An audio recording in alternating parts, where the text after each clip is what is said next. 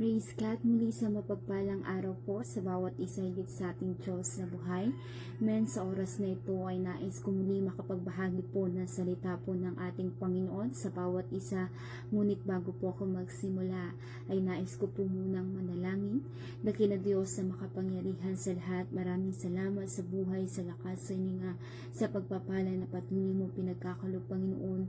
Humihingi po ako ng tawad, ano man nakita mong karumihang kasalanan sa aking mga buhay, mga pagkukulang, kamalian, patawarin mo po ako, Panginoon. Dalangin ko, Diyos, na gamitin mo po ang buhay ko sa oras na ito. Ikaw po, Panginoon, magsalita, samahan niyo po ako. Lord, itago niyo po ako sa inikuran upang yung kaniningan, kaluwalhati at kadakilaan mo makita sa aking buhay. Lord, manguna ka, magsalita ka, Lord Jesus, sa oras na ito. Hipuin mo puso ng bawat isa na maabot ng tinig na ito. Ang mga hindi pa nakakilala ay makakilala sa iyo. Ang mga hindi paligtas ay maligtas sa pamagitan ng ganitong pangangaral ng salita mo, Panginoon. Maraming salamat, O God. Salamat sa iyo ko inaasa at pinagkatiwala lahat sa pangalan ni Jesus. Amen. Praise God, muli sa mapagpalang araw po sa bawat isa sa atin. Nais ko lamang pong talakayin sa oras na ito, ibahagi sa inyo ang katiyakan ng kaligtasan sa nag-iisa nating kaluluwa, kaibigan. Men, aliluya, nais ko pong sabihin sa iyo na kailangan mo ng katiyakan sa nag-iisa mong kaluluwa. Tandaan natin, hindi natin alam, hindi natin masasabi kung hanggang kailan yung buhay natin, kung hanggang kailan tatagal tayo sa mundong ito. Men, kahit ako, hindi ko alam kung hanggang ilang taon pa yung existent ang buhay ko sa mundong ito. Men, hallelujah, kaya kailangan natin ng kaligtasan, katiyakan ng kaligtasan na kung pumano man tayo sa mundong ito, alam natin ligtas tayo. Men, hallelujah, sapagkat sabi nga, ang salita ng Diyos na minsan nilang tinakda sa tawang mamatay, ang kasunod dito ay paghuhukom. Tandaan natin ang ganung bagay na isang beses lang tayo mamamatay at ang kapagkatapos nito ay hukuman na tayo ng Diyos sa harapan ng ating Panginoon. Doon hukuman tayo ng Panginoon hindi batay sa anong ginawa natin sa buhay natin, anong narating natin, kundi menahatulan tayo ng Diyos batay sa ginawa natin sa mundong ito nang tayo nabubuhay pa. Kung tayo ba'y naglingkod sa ating Panginoon, kung tayo ba'y sumunod sa Diyos, o tayo ba, kaibigan, alleluia, amen, alleluia, na may ginawa sa kaharian ng ating Panginoon. Yun po yung pagbibigay sulit natin. Amen, hallelujah, sa hukuman ng Diyos, yung mga ginawa natin nung tayo nabubuhay pa. Amen, kaya po sa ating tatalakayan sa oras na ito, yung katiyakan ng kaligtasan sa nag-iisa mong kaluluwa, kaibigan. Hindi natin pwedeng sandalan ang katiyakan ng kaligtasan batay sa ating emosyon. Hindi natin pwedeng sandalan na tayo'y may katiyakan na ng kaligtasan kapag tayo'y may reliyon. Men, alleluia, hindi yun batay. Men, hindi po sapat na dahilan yun upang tayo, men, alleluia, magkaroon na ng katiyakan sa nag-iisa nating kaluluwa. Men, sa oras na ito, men, alleluia, nais ko pong ibahagi sa bawat isa, men, alleluia, ang salita po ng ating Panginoon, men, na kung kailangan, bakit importante sa isang tao na magkaroon siya ng katiyakan sa nag-iisa niyang kaluluwa. Men, alleluia, nais ko po muna nga pasimulan, sabi nga, men, alleluia, salita ng Diyos sa Matthew 7 verse 21, hindi lahat na tumatawag sa aking Panginoon, Panginoon ay makakapasok sa kaharian ng langit, kundi yung mga tao lamang na sumusunod sa kalooban ng aking amang nasa langit. Praise God. Men, sabi doon, hindi lahat, men, alleluia, hindi lahat daw po na tumatawag ng Panginoon ay maliligtas. Men, hindi sapat na dahilan na tumatawag ka sa Diyos. Hindi sapat na dahilan na kilala mo ang Diyos. Men, sapagkat, men, alleluia, ang nais dapat, ang taong makakapasok lamang sa kaharian ng Diyos ay yung mga taong sumusunod lamang sa kalooban ng ating amang nasa langit. Ito yung mga taong sumusunod. Ito yung mga taong naglilingkod sa ating Panginoon. Kaya nga sabi sa 1 John 3 verse at 1 John 2 verse 3 to 6. Men, sabi doon, hallelujah, makakatiyak tayo nakikilala natin ng Diyos kung sinusunod natin ang kanyang mga utos. Praise God. Men, nasasabi daw natin kilala natin ng Diyos kung sinusunod natin, men, hallelujah, yung kalooban ng ating Panginoon. Kung naglilingkod ka, men, sumasampalataya ka sa ating Panginoon, men, hallelujah, yun itunay na kilala mo ang ating Panginoon. Sapagkat dito mabigat yung sinabi niya sa verse 4 na sinabi niya sa kanyang salita. Sabi niya, nakikilala ko siya, ngunit hindi naman sumusunod sa aking mga utos ay sinungaling at wala sa kanya ang katotohanan. Men, mabigat yun, kaibigan. May sabihan ka ng Diyos na isa kang sinungaling. Men, at sabi doon pa, wala sa iyo ang katotohanan. Men, nalilino po yung mabigat. Men, nasabihin sa iyo ng Diyos, isa kang taong sinungaling. Men, at wala sa iyo ang katotohanan. Sapagkat nalilino ang tunay na nakakilala sa ating Panginoon ay yung mga taong sumusunod, ay yung mga taong sumasampalataya, yung mga taong naglilingkod sa ating Panginoon. Sila yung mga taong nakakilala sa ating Panginoon. Kaya tandaan natin, men, hallelujah, sabi ng Diyos sa kanyang salita, ang mga taong makasalanan ay walang puwang sa kaharian ng langit.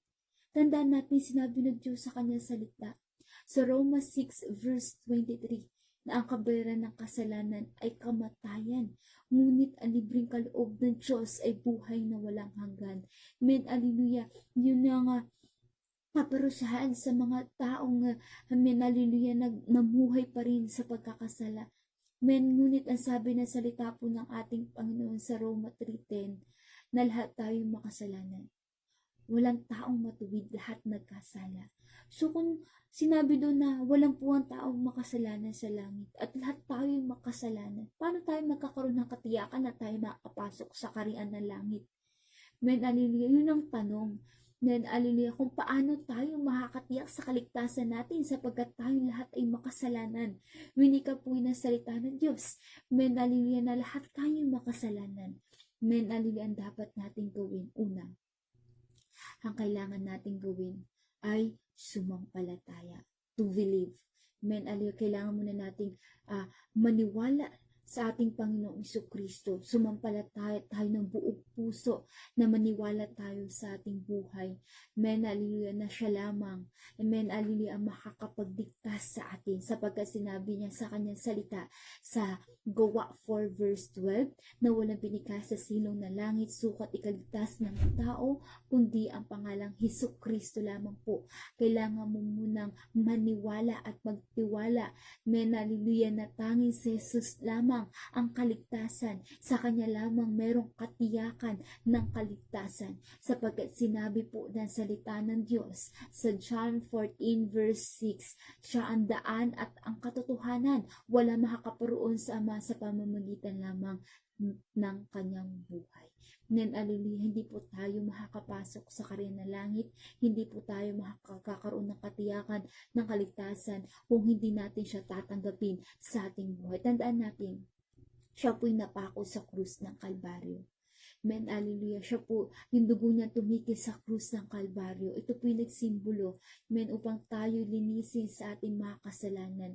Ito po yung dugong tumikil sa krus ng Kalbaryo. Men, ito po yung naging simbolo upang tayo maligtas. Ang kanyang buhay na inialay sa atin dahil sa kanyang dakilang pag-ibig. Ito po ay, hallelujah, ito po yung meron na tayong katiyakan na kaligtasan sa nag-iisa nating kaluluwa sa ganoong paraan. Men, at pangalawa po ay kailangan natin ng acceptance. Kailangan tanggapin natin siya ng buong puso. Men, kailangan natin tanggapin si Jesus, pagsisihan natin yung ating mga kasalanan. Men, hallelujah, humingi tayo ng tawad sa Diyos, magpakumbaba tayo lumapit sa ating Panginoon. Kailangan ibaba natin yung pride natin. Men, tanggapin natin siya ng buong puso at magtiwala ka sa Kanya. Amen. Kailangan natin pangatlo yung pananampalataya. Men, hallelujah, ang pananampalataya po, sabi po ng Roma. Men, hallelujah, 10 verse 17, kaya't ang pananampalataya ay bunga ng pakikinig at ang pakikinig naman ay bunga ng pangangaral tungkol kay Kristo. Amen, magkakaroon na po tayo ng pananampalataya sa pamagitan po ng pangangaral ng salita ng Diyos. Kagaya po ng ginagawa kong ito, nangangaral po ko ng salita po ng ating Panginoon. Kayo pong nakikinig. Amen, hallelujah. Makinig kayo ng buong puso. Amen, hallelujah. At tanggapin niyo po ng buong puso ang salita po ng ating Panginoon. Tanda, men, sa oras na ito, hindi ko po pinangaral yung sarili ko. Men, ang pinangaral ko rito ay ang Panginoong Jesucristo. Sa Panginoong Jesucristo na bayubay sa krus ng Kalbaryo. Men, sabi nga sa 14 ng Roma 10, verse 14, paano naman sila tatawag sa Kanya kung hindi sila sumasampalataya? Amen, kaibigan. Kaya pala hindi ka makatawag sa ating Panginoon. Kaya pala hindi ka makasunod sa ating Panginoon dahil kulang ka sa pananampalataya sa Kanya. May sabi pa dito, paano sila sumasampalataya kung wala silang napapakinggan tungkol sa Kanya? Yun ang mahirap. Kaya pala nawawalan na ng pananampalataya ang isang tao sapagkat hindi na sila nakakapakinig pa ng salita po ng ating Panginoon. Kaya kaibigan, men, mapalad ka sapagkat sa oras na ito napakinggan mo yung salita ng ating Panginoon. May mapalad ka sapagkat naabot ka ng salita po ng ating Panginoon. Sabi, paano naman sila nakakapakinig kung walang mangaral sa kanila? Yun yung mahirap. Men, hallelujah, kung wala na nangaral ng salita ng Diyos sa panahong ito. Tandaan natin, kaibigan, sa panahong ito kailangan natin ng kaligtasan. Kailangan natin ng katiyakan na nag-isan nating kaluluwa. Kaya nga sabi po na salita ng Diyos, men, hallelujah, sa Roma 10 verse 9, kung ipapahayag ng iyong bibig na si Jesus ay Panginoon at buong puso kang sumampalataya na siya'y muling binuhay, maliligtas ka. Yun po, kailangan mong sumampalataya sa ating Panginoon. Kailangan kang sumampalataya ng buong puso, ng buong pagtitiwala sa ating Panginoon. Yun po, yung katiyakan na makakaroon ka ng kaligtasan sa nag-iisa mong kaluluwa. Pero hindi po sapat ang ganung bagay na kinilala mo ng Diyos, sumampalataya ka at tumanggap sa Kanya. Ang kailangan mo rin pang-apat ay ang mabago ang iyong buhay. O yung tinatawag na born again. Men, hallelujah, kailangan mo po ma-born again, kaibigan. Men, hallelujah, pag sinabing born again, men, hallelujah, hindi ka muli papasok sa sinapupunan ng magulang mo. Men, hindi ka na papasok pa sa sinapupunan ng magulang mo para sabihin, ikaw ay na-born again na. Men, hallelujah, hindi po yun. Men, hallelujah, kapilosopan po yung ganong pangangatwiran sapagkat tayo ay malaki na. Hindi naman tayo kasi sinapupunan ng ating magulang. Ang kailangan, sapagkat sinabi ng salita ng Diyos, yun sa kanyang salita sa John 3 verse 3, sinabi po dito, sumagot si Jesus, tandaan mo ang sinasabi kong ito. Malibang ipanganak muli ang isang tao, hindi niya makita ang karian ng Diyos. Amen, hallelujah. Sabi doon, kung hindi ang tao ay mapapanganak muli, hindi niya makita yung kaharian ng Diyos o hindi siya makapasok sa kaharian ng Diyos. Kaya ang tanong din sa John 3 verse 5, sagot naman ni Jesus, tandaan mo ang sinasabi ko ito, maliban na isang tao ay pinanganak sa pamagitan ng tubig at ng Espiritu, hindi siya makapasok sa kaharian ng Diyos. Ibig sabihin, mga kaibigan, hindi tayo makakapasok sa kaharian ng Diyos kung hindi tayo mapapanganak muli. Ano nga ba ibig sabihin ng panganak? Kaya nga sabi dito sa 7 ng John 3 verse 7, huwag kang magtaka sa sinasabi ko sa iyo. May sabi ng Diyos, huwag kang magtaka sa sinasabi niyang ito. Sapagkat, men, hallelujah, kayo'y kailangan maipanganak muli. Ibig sabihin na ipinanganak muli, men, hallelujah, hindi ka na mamuhay sa kasalanan. Lalakaran mo na yung kalooban ng ating Panginoon. Tatalikuran mo na ang mga kasalanan sa mundong ito. Tandaan natin, men, hallelujah, hindi natin kaya na magbago, kundi ang tanging Diyos lamang po yung makakapagbago ng ating buhay. Kailangan lang po natin umalikod sa kasalanan. Men, kailangan lang tayo ay magbalik loob muli sa ating Panginoon. Kaya sabi ng Diyos sa 7, huwag ka magtaka, kailangan natin gawin to. Kailangan natin mabago. Kaya nga sabi ng 2 Corinthians 5 verse 17, isa ka ng bagong nilalang. Men, isa ka ng bago at wala na sa'yo ang dati at isa ka ng bagong nilalang. Men, hallelujah, isa ka ng bago. Wala na yung dati mong buhay at ikay binago na ng ating Panginoon. Men, hallelujah, sabi dito sa 2 Corinthians, men, hallelujah, 5 verse 7, sabi niya, kaya kung nakipag-isa ka na kay Kristo, men, isa na siyang bago nilang wala ng dati niyang pagkatao sa lip, ito'y napalitan na ng bago. Ibig sabihin, aalisin ng Diyos yung luma mong pagkatao. Ano ba yung buhay mo dati? Babaero ka ba? Lasinggero ka ba? Mapagmura ka ba? Mapanlait ka ba ng tao? Mapanirang puri ka ba? Lahat yan babaguhin ng Diyos sa buhay mo. Bibigyan ka niya ng panibagong buhay. Bibigyan ka niya ng panibagong, men, hallelujah, bagong buhay, kaibigan, bagong pag-uukali. Kailangan natin mapalaya sa kasalanan, mga kaibigan. Amen. Kailangan natin ng repentance. Kailangan ang tao magsisi na maliko sa kasalanan, kaibigan. Hindi pa huli ang lahat. Amen. Hallelujah. Binibigyan ka pa ng pagkakataon ng Diyos sa ganitong pangangaral na salita ng ating Panginoon, kaibigan. Nangungusap ang Diyos sa iyo. Amen. Hallelujah. Kaya kailangan natin tumalikod sa pagkakasala. Kailangan tayo tumalikod at maglingkod sa ating Panginoon. Kaya tandaan natin, sabi niya sa unang Korinto, sa talatang, hallelujah, 9, hindi ba ninyo alam ang mga makasalanan walang bahagi sa karya ng Diyos? Tandaan natin, ang mga makasalanan ay walang bahagi sa karya ng ating Panginoon. Sabi niya dito, amen, hallelujah, huwag niyo dayain ng inyong sarili. Men, hindi natin madadaya ang Diyos. Men, alam ko, namumuhay ka, gumagawa ka pa rin ng kasalanan, namumuhay ka pa rin sa maling gawain, kaibigan, wala ka pa rin katiyakan ng kaligtasan sa iyong nag-iisang kaluluwa. Sabi dito, ang mga nakikiapid, sumasamba sa mga Diyos-Diyosan, nangangalunya, nakikipagtalik sa kapwa lalaki o kapwa babae, mga magnanakaw, sakim, naglalasing, nalalait ng kapwa o nandaraya, ay walang bahagi sa karian ng Diyos. Amen, hallelujah. Hindi po ko may sabi yan. Salita po ng ating Panginoon. Mababasa po natin yung salita ng Diyos. Nakasulat po dito ang katotohanan na ang mga makasalanan daw po ay walang bahagi sa karian ng Diyos. Kaya mapahalag ka, kaibigan. Ito'y lamang paalala sa bawat isa. Ito'y paalala sa bawat isa sa atin na kailangan natin magbalik loob sa ating Panginoon upang tayo magkaroon ng kaligtasan, katiyakan ng kaligtasan na hindi tayo makapunta sa lugar ng impyerno. Kaibigan, mababasa po natin sa Revelation 21 verse 8 na sinabi ng Panginoon, ngunit sa mga duwag at mga hindi sumasampalataya sa Kanya at sa mga kasuklan-suklam nilang gawain at sa mga mamatay tao at sa mga nakikiapid at sa mga manggagayaw at sa mga mapagsamba sa Diyos-Diyosan at sa lahat ng mga sinungaling. Ang kanyang bahagi ay dagat-dagatang nagnininga sa apoy at asopre na siyang ikalawang kamatayan. Ito'y tinatawag na impyerno. Kaibigan, mahirap na ikaw ay mapunta diyan. Wala nang pangalawang pagkakataon. Wala nang pangalawang pagsisisi pa habang may pagkakataon pa. Kaibigan, magsisi ka na, tumalikod ka na sa kasalanan at magpatuloy na maglingkod sa ating Panginoon. Kaya kaibigan, ano pang hinahantay natin? Kung gusto mo ng katiyakan ng kaligtasan, tanggapin mo si Yesu Kristo sa iyong buhay, kaibigan. Kaya nga sabi ng Romans 8 verse 1, Amen, hallelujah, sino man sumampalataya, tumanggap ng buong puso sa ating Panginoon, wala nang kahatulan, wala nang kaparusahan sa Kanya.